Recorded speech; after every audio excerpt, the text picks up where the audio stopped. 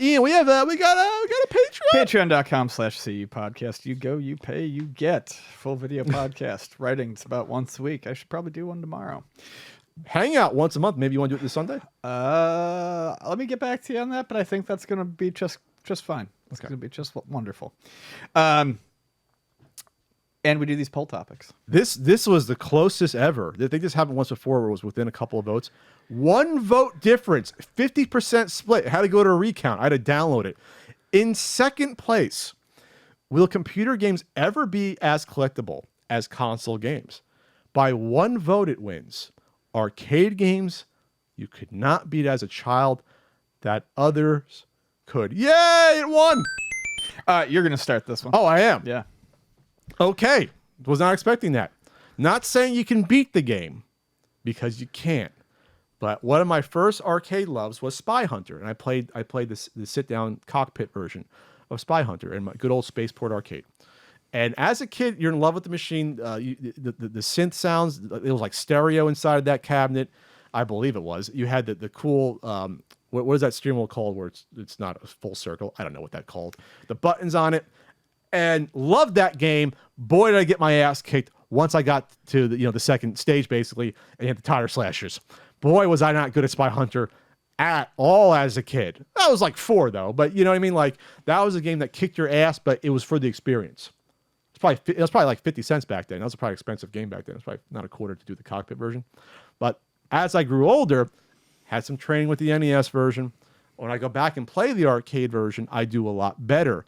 Than that, I can survive. I know the tricks. I know how to avoid the tire slashers, and I know how to bump off the bulletproof bullies and avoid the limousines, and how to destroy the helicopters with the missiles, and even the boat.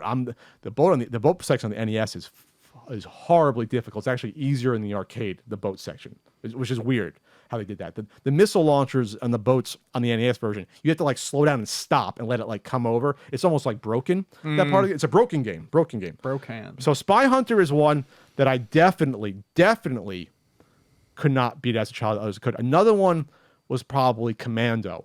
Another one of my early ones. It was the first PC game that was ever bought for me that was legal. Commando, simple to play. Ian. Oh, I love G.I. Joe. I'm 5 years old.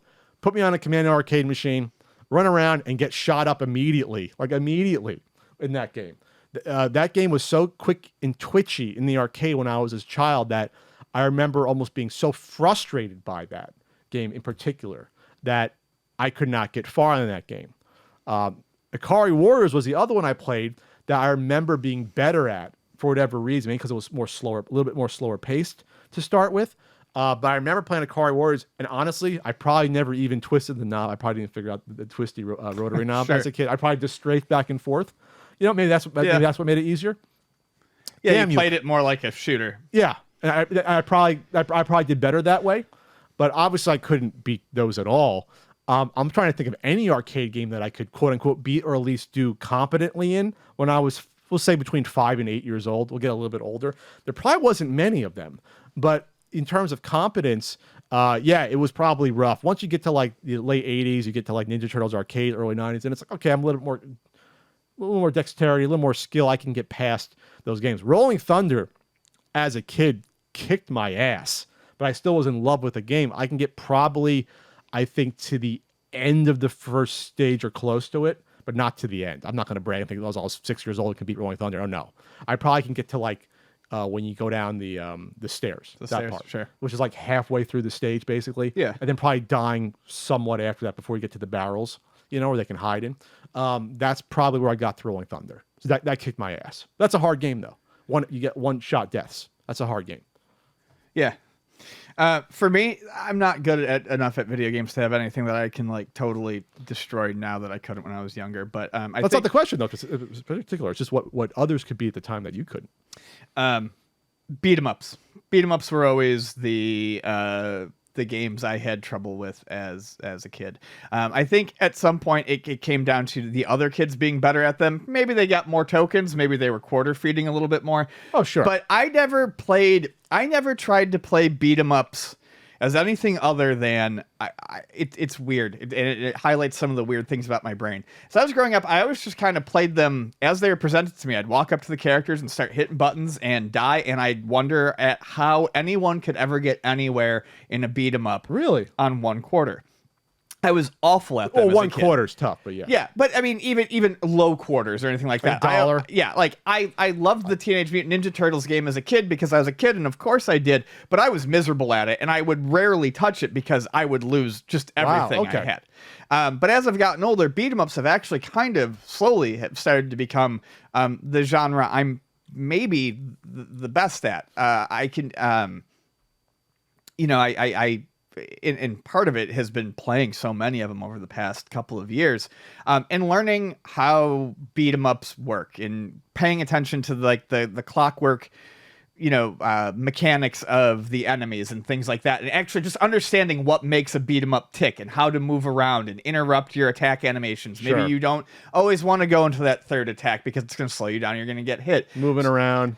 So stick and move. Games like Teenage Mutant Ninja Turtles, Final Fight, definitely, and even like the Streets of Rage games for non-arcade games are all games that I've gotten vastly better at as an adult.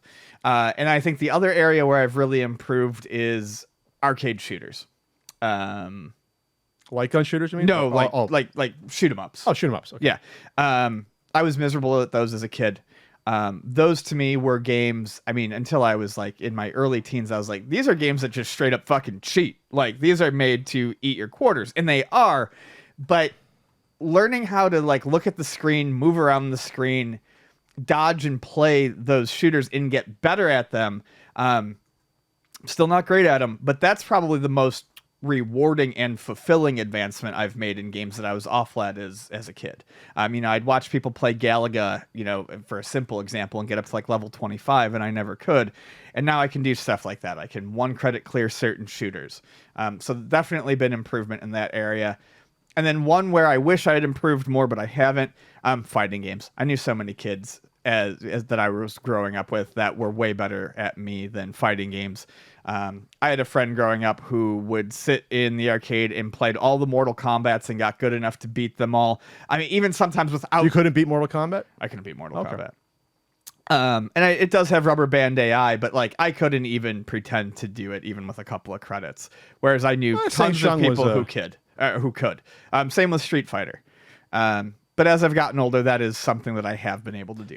I remember Street Fighter 2.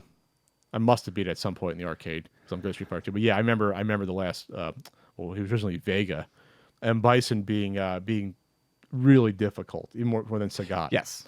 Really difficult, really cheap. You got to be like really on time with your special moves, and you know what I mean. Yeah, I have made it to Bison many times. I have lost to Bison just as many times on the original. I'm talking about Champion, like just the original Street Fighter. Yeah, Street Fighter 2. Yeah. I forgot to bring up your favorite game, Double Dragon. Boatcraft Amusement Park. I remember playing it, and I was pretty good. I mean, that was one of my. That's one of my top, probably 4, 5, 6 gaming memories early on an arcade. I remember playing it, getting so frustrated. You get like $2 as a kid. That's all you get. You get like 8 quarters. Yeah. So I think I just played just that. That's my only memory at Boatcraft was playing Double Dragon. It was amazing to see Double Dragon there when you were like 6 years old, and or maybe 7. And I remember getting far enough to getting to the Machine Gun Willie, where the hell his name is. This fucking wipes you out with those bullets. And I remember being frustrated because I don't remember if I beat it or someone else. I think what happened was I ran out of quarters getting up to the last level, and the other guy came in and continued for me and fucking beat it with someone else. And I felt like, but I did all the work.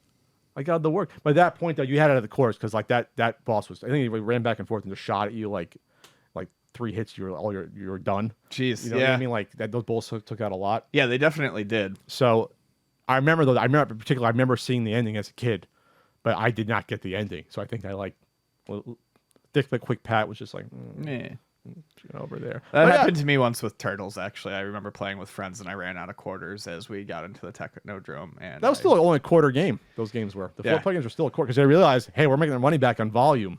Oh yeah, because you got to put in $2 to beat it, and then 4 people.